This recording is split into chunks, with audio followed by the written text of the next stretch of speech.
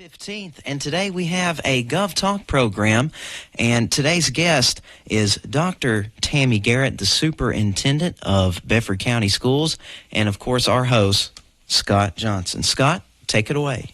Good morning. Thank you, Producer Chase. This is Scott Johnson on behalf of Hopkins Farm Broadcasting here in Shelbyville, Tennessee, Bedford County, 50 miles south of Nashville, 25 miles south of Murfreesboro, and the lovely, rolling, and sunny today Green Hills of southern Middle Tennessee. It's that time of the month where we have Dr. Tammy Garrett in here, the Bedford County School Superintendent, talk about what's going on in public education here in Bedford County. Good morning, Dr. Garrett. Good morning. Thanks for having me again. We appreciate you coming in and letting listening audience know what's going on, and I know you got a whole list of things here that are happening. I know this is about the time of the year, I guess you figure out how many students you have, at least for now. It's a snapshot, right? Because it's always going up, and, well, I don't think it ever goes down, does it? It does not. They were a little late registering. I was a little concerned, but this last week we've registered a lot of kids. We have about 118 new students. New students? Yes. On top of what you already had? Yes. So at some point, you know how I like to say that 20% of the population in Bedford County is in a school Monday through Friday. You're trying to inch that a little forward, aren't you? Yes, get it more towards 22, 23%. We continue to go up. So 118. All right. I know one of the things that you guys are going to discuss at the school board tonight is maybe explain to the listening audience what ESSER funds are. Those are funds that started in 2021 to help us recover from COVID, and it ends at the end of this year, so we've got to spend the rest of our money or lose it, so we don't want to lose it, so we're going to spend that. We have been very frugal with that, and you know, we tackled the community edition with that. And so one of the proposals we have tonight that's already been approved by the state would be to add the vestibules. And what do you call them? Well, in law enforcement, we call them sally ports. Sally and, ports. You know, that's where you, like if you come in the front door of a school, because you say you're a parent or whomever, a visitor, and then you go into almost a glassed-in room or whatever it might be, and then you have to get buzzed in the second door, and there's cameras so they can see who you are instead of just buzzing through the first door and you almost wander where you want to. Yes. Around this. That's what you're talking about doing. Yes, that is a safety issue. That's a great safety initiative. And so we have 9 schools who do not have those right now. So we would like to add those. So that is another layer of safety that we want to put in place.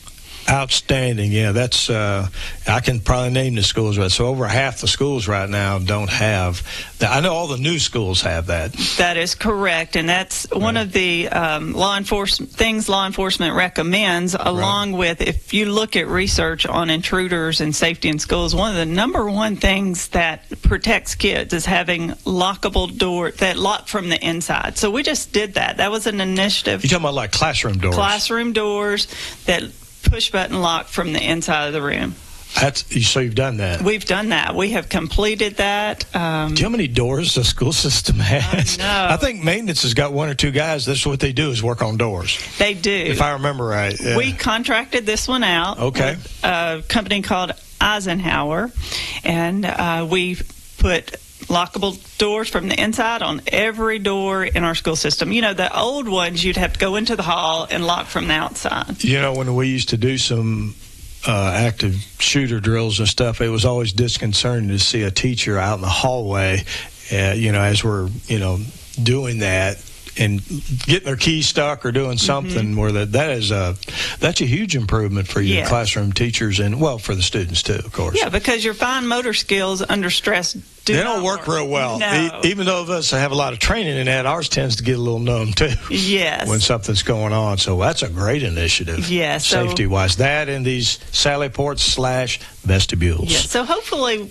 tonight we will get approval for that and then get that bid out and get those taken care of. Outstanding. Those are 2 great safety initiatives. Appreciate y'all doing that to keep not just the students but the staff is safe as well in the schools. Speaking of that, how's Liberty coming on? Liberty is coming on. They have the footers. Look, my brain is not working this morning. The footers board. And see, I know you know construction, so well, you're a construction manager as well as a school superintendent. So. I'm learning. Now, Thomas is a little ahead of Liberty. They do have walls up because that came out of last year's budget. And Liberty, we had to borrow the money on a loan. Right. So that took a little longer, but it's coming right along, and looking forward to that.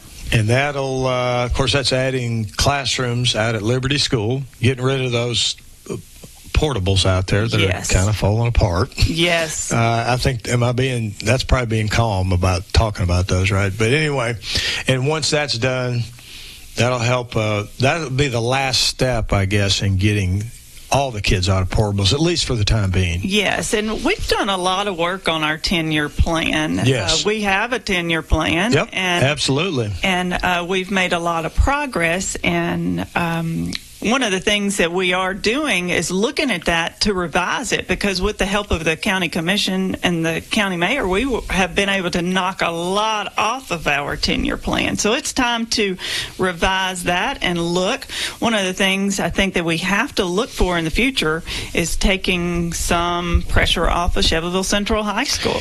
It's, I know you're up to what, roughly, I think 1,600 students at Central High School. This time we're more like 1,650 to 1675. So every year it's going up 50 to 100, I guess. Yes. Which is, so you're kind of busting at the seams there. No portables yet, but you're right there, right? Yes, we are. One of the things that we have discussed that we've not made a final decision on is, we have land at Liberty. Been able to look at something out and maybe build a high school out there, which would have some rezoning.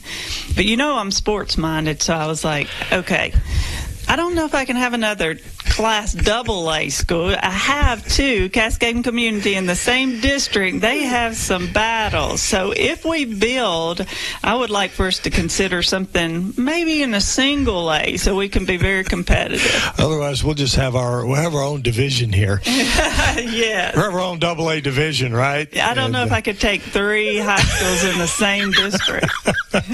Well, and that was an understatement. Dr. Garrett's a sports. Yes, she is. And speaking of that, I guess, when does the basketball start for the elementary school? That was something you initiated as superintendent, which has been very, very popular.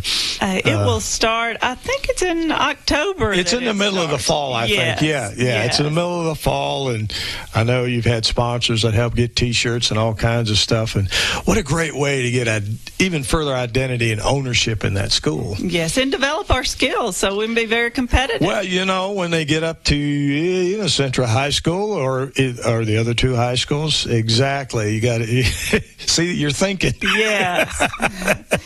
That's like a farm club. I did. I had some parents message me about a neighboring district doing away with their elementary league, and I was like, I don't see that happening here. No. Hey, my first thing was, hey, we'll be competitive with them in a few years. Yeah, because their farm club's gone now. Yes. They can't grow anymore out there. I think are they doing soccer too now? We're doing soccer too. We're doing some football camps, and so we're excited about that. And the great thing, our high school kids are really pouring into these little kids and doing camps and mentoring them and working with them. I've noticed that. Yeah, that they've done a great job.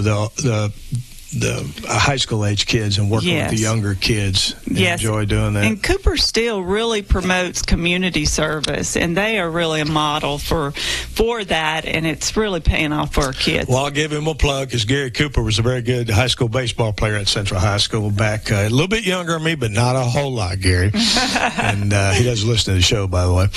And so, we appreciate what Cooper Steel does to help promote sports here. Well, I think, and a lot of other things, not just sports. Yes, he's a model corporate and community partner, and we learn a lot from him and what he does for kids. When you improve a community, it improves business. Yes. I mean, it's an investment in the community, so we're glad to see that's happening. I know you've got a family resource night.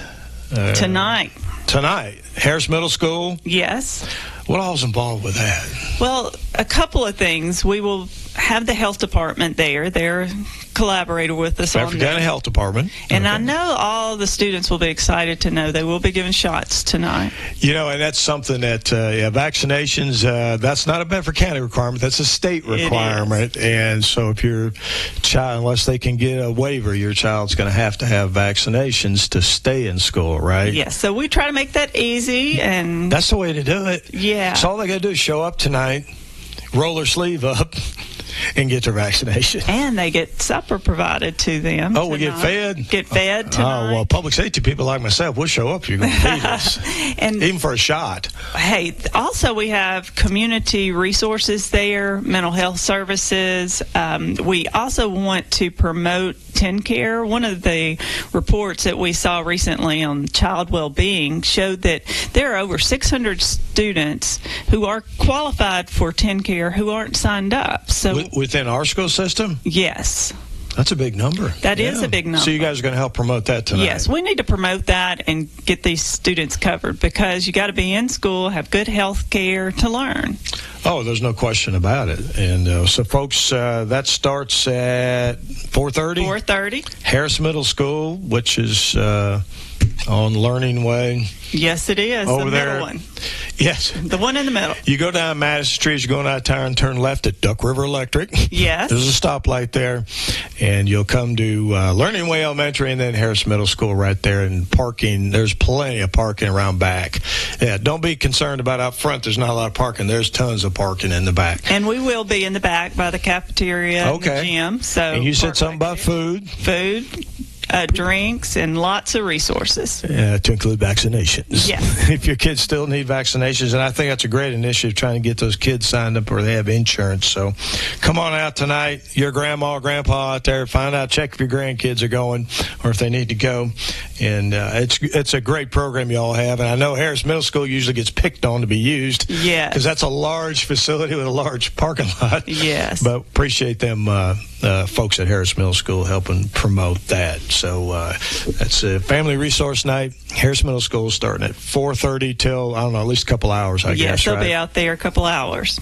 Okay. Folks, we're talking to Dr. Tammy Garrett, the Bedford County School Superintendent, about a plethora of things going on in the Bedford County school system. We are going to take a 60-second break and be right back. At Dr. Hasty Family Eye Care, they strive to bring you excellence. Their family-friendly atmosphere makes going to the doctor a breeze. They provide their patients with in-depth eye exams with same-day glasses, a wide selection of name-brand frames like Ray-Ban, Versace, Coach, and more. They also have contact lenses and are able to treat ocular diseases and eye injuries. Need an eye exam? Trust Dr. Hasty and Family Eye Care, located at 605 North Main Street in Shelbyville, directly across from the U.S. Post Office, 931-684-2020. Hey, listen up. Kincaid's is currently having a big closeout sale on all furniture. Take advantage of deals on a huge inventory of name brands like Flex Steel, Jackson, Catnapper, Ashley, Ardent Home, and so much more. It's time to stop by Kincaid's and shop the huge inventory during their big closeout sale while supplies last. Buy local with Kincaid's, offering financing and free local delivery. Located on the Kincaid corner on Madison Street in Shelbyville. Kincaid Service Company, where service is their middle name. This is Scott Johnson on behalf of Hopkins Farm Broadcasting here in Shelbyville, Tennessee, Bedford County. We're talking to Dr. Tammy Garrett, the Bedford County School Superintendent, about various issues going on in public education here in Bedford County. One of the things that, of course, we were talking about schools, and you just recently opened Cartwright Elementary off Fairfield Pike. Beautiful school. Hey, I tell you, they built construction, did a great job out there and putting that together. Really happy to get out there for that. They had a huge crowd for that ribbon cutting out there, and great. And you don't get to do that very often. Open a new school, right? Well, at least we hope we don't have to. I know. But I look at all the subdivisions being built out that way, and I'm going. I think would you guys start with like roughly 550 students? Yes. I know it has a capacity of much higher. Yes. But you're already adding students above that? Already over 600 there. That didn't take long, Dr. Garrett. No. How long you been in school with kids? A week and a half? I think this This may be our second full week. Second full week, and that's already grown out there. So. Yes. People like new bricks and mortar. We had a great recruiting season for teachers. That is one phenomenal staff there. We're very excited, but growing every day. Every day. So anyway, well, it's good that you guys planned ahead. Just like your strategic plan where you're planning down the road, and I've seen that. You guys share that and what's down the road, and obviously you plan for excess capacity, which is good because construction costs just keep going up. So build it now, don't have to add on to it, 2 years from now when construction costs are up another 25%. Correct. So well done on managing the money there. Thank you. We work hard to do that, and so we know there are subdivisions coming up near that. Sure, so we wanted to, allow for space. Absolutely, and I think you guys did a great job, and I know that some of the other schools have a little bit as well when they were built and planned for back then. Now, let's talk about everybody's favorite topic in education is test scores. Test scores. Isn't it great? The state loves to do testing, but if I remember, and correct me, Dr. Garrett, if I'm wrong, but I think over roughly the last 3 years, you guys just keep going up in your test score results. We do. Is that correct? We've got some phenomenal educators and principals making a lot of gains. Our TVAS is a little delayed. We got individual grade level scores and subject, but we don't remember every year they're like 1, 2, 3, 4, 5. They give you a score. Right. Those have been a little delayed this year because of math scores are delayed. They had new standards, and for some reason the state kind of pushed those back. But on our individual grade level, we've got some good scores. Cascade Elementary is phenomenal. I'm expecting them to be a 5. Cascade Middle had some great scores. That's the top grades of 5, right? Mm-hmm. Top grades of 5. We had several schools that did well, so we're expecting good numbers on that, and hopefully they'll be out maybe September, middle of September. Something like that. So, well, congratulations. And I know that, it's easy to talk about, especially when you have a success like that. But, man, that is a lot of hard work on the part of a lot of teachers and administrators, isn't it? It and really is. Parents and kids, too. And if you look at our demographics, economically disadvantaged went up 40%. Our ELL numbers continue to grow significantly. Explain ELL to listeners. Oh, sorry. English language learners, those students who have not yet mastered. It's maybe not their primary language. Correct. English. And mainly the one that we have is Spanish. And that's a tremendous challenge in education. When I lived outside of Washington, D.C. in the military, of course, there was like 50 different languages spoken in the D.C. area. Well, that's probably more than that. But I know when my kids were in school, it was a challenge for the teachers, and it was all sorts of languages there. Yes. To meet the needs of those students. And in our district, we're very unique in that Liberty and Community and Cascade, you do not have a lot of ELL population. So mostly in the city schools? It's mostly within the city limits, and it looks totally different. If you go and you tour the schools, it looks different. So it's mostly in the city limits, and most of the schools in the city limits are majority Hispanic now. I know at one time, I know the state of Tennessee allows you to do like a learning academy, and you've talked about having a plan for that later. I know you don't have the space right now to do that, correct? That is correct. But what does the state allow you to do there? It does allow us to have a newcomer academy, and I have a committee that's studying that. There's not one in the state of Tennessee. Anywhere. And so we found one in Charlotte.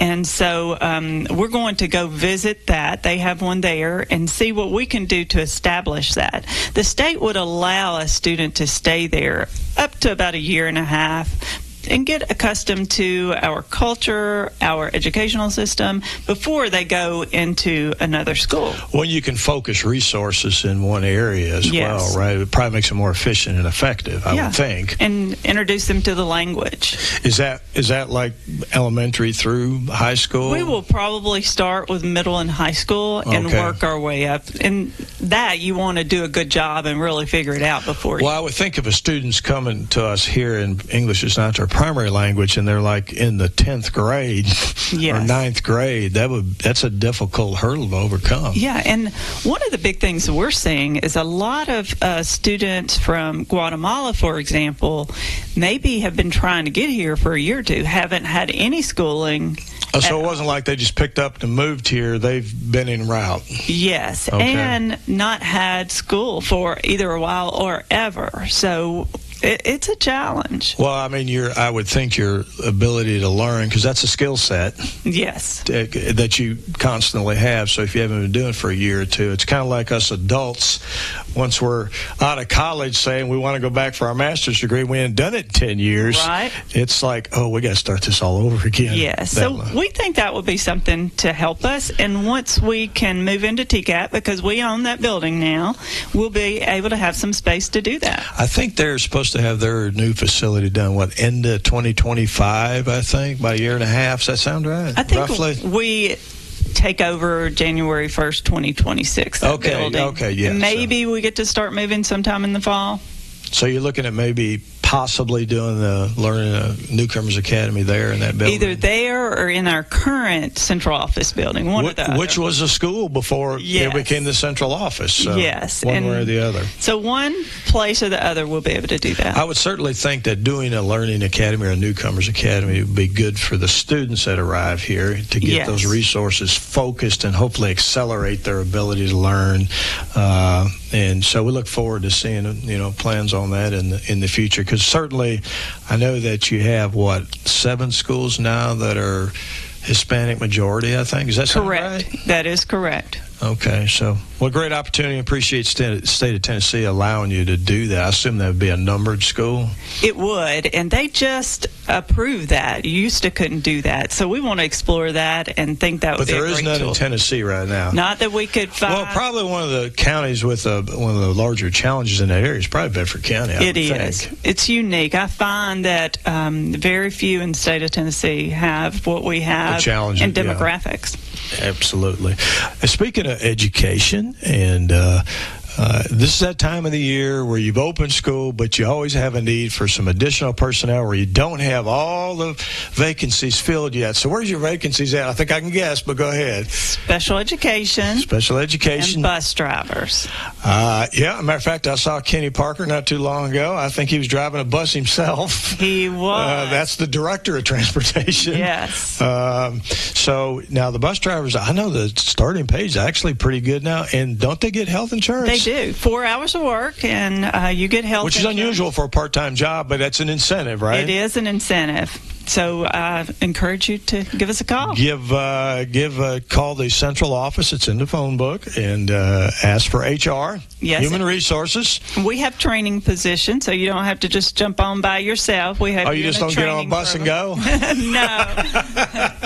No, let's don't turn people loose with a bus. No, but we have a training program. It's funny. I talked to a friend of mine a while back. He loves driving a bus. He's retired from. He didn't do that until he retired, but he loves doing it. I have a friend that. I mean, he really does. Same thing. They love it. It gets you, it's 2 hours in the morning, 2 hours in the afternoon, sometimes gets less. a little gravy money on top of his retirement. Yes. Get you up and going. And he told me his kids are well behaved. He said he never has any issues. Now, he's a big man, but he did tell me several times he enjoyed doing it. So, folks, if you want to be a bus driver, you need a part-time job, you need a little health insurance, contact the central office and ask for HR and do that. And if you got a special education certification, because I think you told me in the past, and I think Neil Watson has too, you can't use the modified ways to become a teacher that Tennessee has. This is because that's federal money usually for special education, and you already have to be a certified special education teacher, right? Yes, you do. But please come on by and see HR. They'd be happy to see you if you got a special education certification. What else you got going on, Dr. Garrett? We got a few minutes left. Well, Friday Night Lights is coming up, and this radio station covers our games. We are excited about that and appreciate so much what the radio station does for our schools. And so let's tune in, let's get out and support our football programs. I know you'll be out there. I will. I don't know how you get to all the games you get to, but basically your Friday nights are tied up now till November, right? Well, I love it. I know you do. Those those kids. I can tell. I mean, you just... And now, we're having kids go on to college. We get to go out and watch those kids at some of these colleges. It's really exciting, and we're really proud of our kids from Bedford County. And, I played sports at Central High School. I'd say I was an average player. I was not college material, but it did bring a lot of, like I said, ownership in a school and learning how to work as a part of a team. That sounds kind of old school, I guess, but it is. It's what happens. It really is. And just to see the community come together, at these sporting events. Grandparents, everybody's out there. The band, cheerleaders, the football. It's just, there's nothing like it. The atmosphere is hard to beat. Yes, it is. You go out to Shelbyville Central on a Friday night and see how many folks are out there. It just warms my heart. I love like it. that. Friday Night Lights. Yes. Absolutely. Come on out. Does that start? When does that start? Is that this Friday? Or next Friday? I believe it. I can't remember. I tell you what, we'll find it out. We'll announce it since the WIJ will be covering that stuff. Yes, we'll announce it. I know we will. Well, you got a couple of things going on in the school system. Yes. And with over 1,000 employees and about 9,200 students, there's a couple of things going on. I know you've talked in the past about, I don't know if there's any laws that were enacted by the state legislature, because they seem to do that for education every single year. There's two areas they do that in: public safety and education.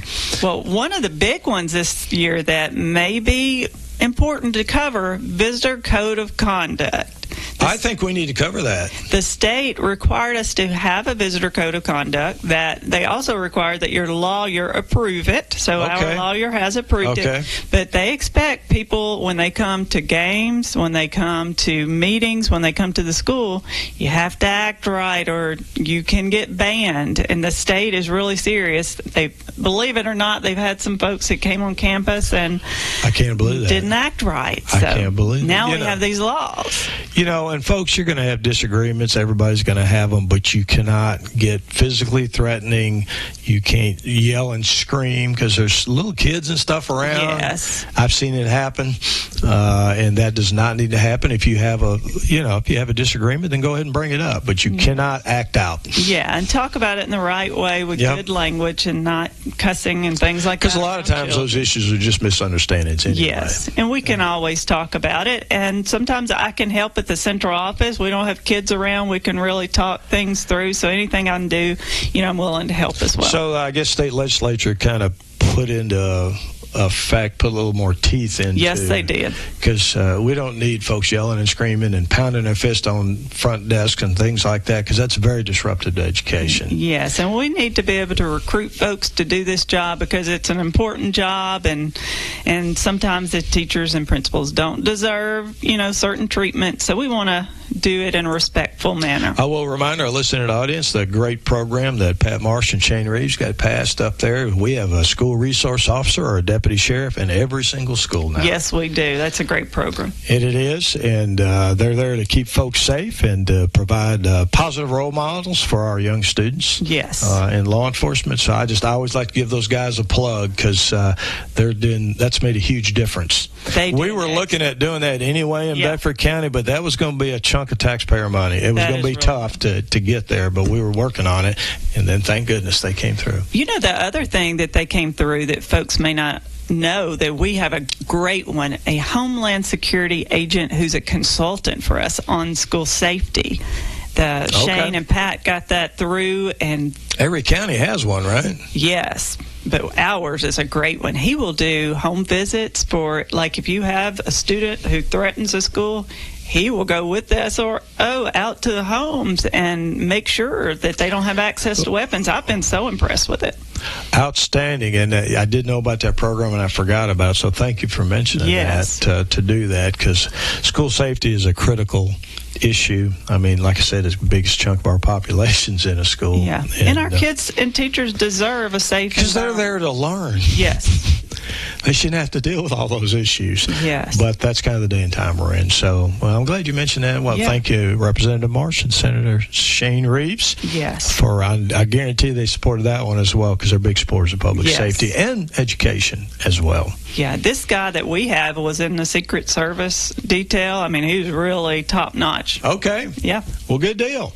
Well, Dr. Garrett, we ran over a little bit, but that's okay, because we're talking about education anytime. Is there anything else you want to mention before we go off the air? That's it. Thank you for having me. Well, good luck tonight. I know you have a school board meeting. I know you got great school board members.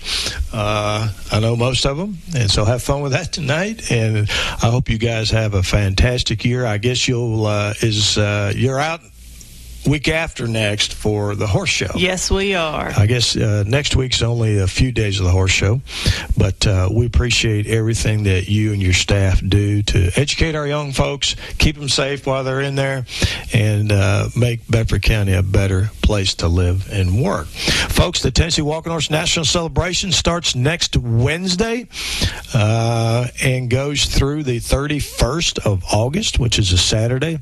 If you haven't been out there in a while, you'll be impressed with the improvements out there. Horse entries are up. Box seat sales are up. Sponsorships are up this year. It looks like a really positive show coming up.